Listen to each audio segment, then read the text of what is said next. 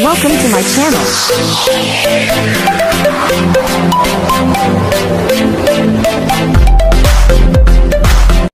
Hello everyone! Welcome back again to my channel. So mga kalingap, isang mapagpalang araw na muli. Kumusta po kayo? So for today's vlog, eto bibigyan natin ng reaction video itong binlog ni Edward T. So sa mga hindi pa po nakapag-subscribe sa kanyang channel, isa sa napakasipag na kalingap partner, support po natin.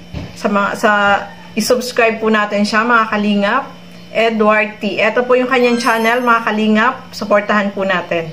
So eto, panoorin po natin ang video na ito. Ilang buwan siyang? 2 buwan. 2 buwan. Buti hindi kayo nabasag Ay, yung... yung muso niya, lahat yun, natanggal ipin dito. Tingnan nga po. Oo nga, no. Wala nang ipis Yan, kanister. ang ipin niya ay natanggal lahat. Buti hindi na nagkaroon ng crack yung mga buto, no? Ito, balakang niya. Next-ray yan po, hindi. Next-ray. Inutupi, utupi. Pero wala naman nakita. In-extray, sinipis ka namin.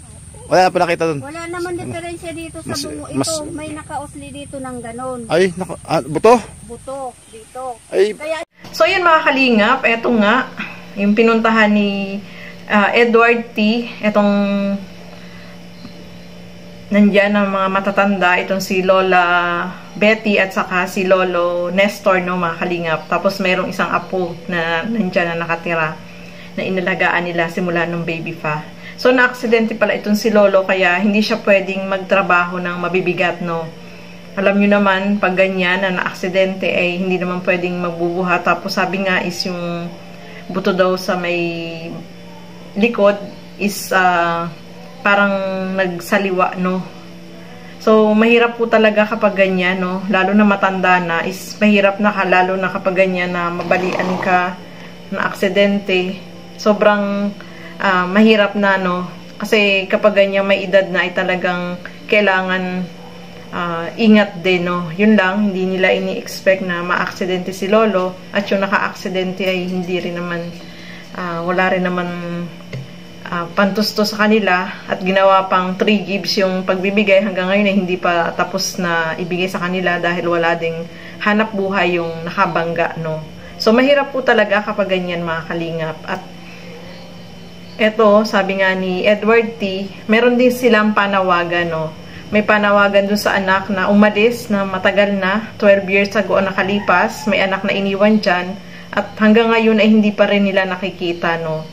Hindi pa nakita nung ang apo niya, etong mga magulang niya na napakatagal ng panahon, 12 years, matagal na, no.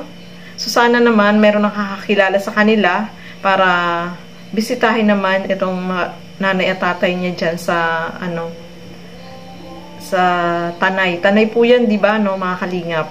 So sana mabisita man lang kasi yung anak pati, no, 12 years na yung anak, sana bisitahin man lang para kahit papano is hindi mag-alala itong mga magulang nila, no. At saka isa pa mga kalingap, matatanda na itong si Lola at Lola, di ba? So kawawa din itong anak nila. Alam mo naman kapag may edad ng ganyan, di ba? So dapat is sana man lang ay bumalik sila diyan, kumustahin, bisitahin para alam naman ng mga magulang nila na okay din sila, no. At saka yung anak para makita din ng sa matagal na panahon ay magkasama sila man lang, no, mga kalingap. So buti na lang itong si Edward T ay pumunta dyan, binisita niya rin dati sila, pero matagal na, no, na hindi siya nakabisita. Gusto ni Edward T sana ay matulungan din ni Kuya Bal makita yung kalagayan nila, no. Matatanda na rin po naman sila mga kalingap, tapos na-aksidente pa si Lolo Nestor, eh di talagang napakahirap yung kalagayan nila, no. So sana merong makakilala dun sa anak ni Lola, yung si Giselle at saka dito daw yung asawa, mga kalingap. Sana ay merong man lang magsabi na bisitahin man lang yung magulang nila, no, para naman kahit papano is magkita sila. Tagal na, 12 years, tapos may anak pa sila, hindi man lang nakita. So sana magkita sila at mapanood ang video na ito, no. So sa mga nakakilala po kay Lito at Giselle, ay sana is masabihan sila na kumustahin at bisitahin man lang yung magulang nila, pati yung anak doon na nandoon sa Tanay, no, mga kalingap. So, ayan, maraming salamat po sa inyong panonood at lagi po natin supportahan Bal Santos Matubang, Kalingap Rob at Edna Vlogs at yung aking YouTube channel, Gandang Emmy. At support po natin Edward T. Sa mga hindi pa po nakapag-subscribe kay Edward T, subscribe mo na yan. So, maraming salamat at hanggang sa muli. Bye-bye!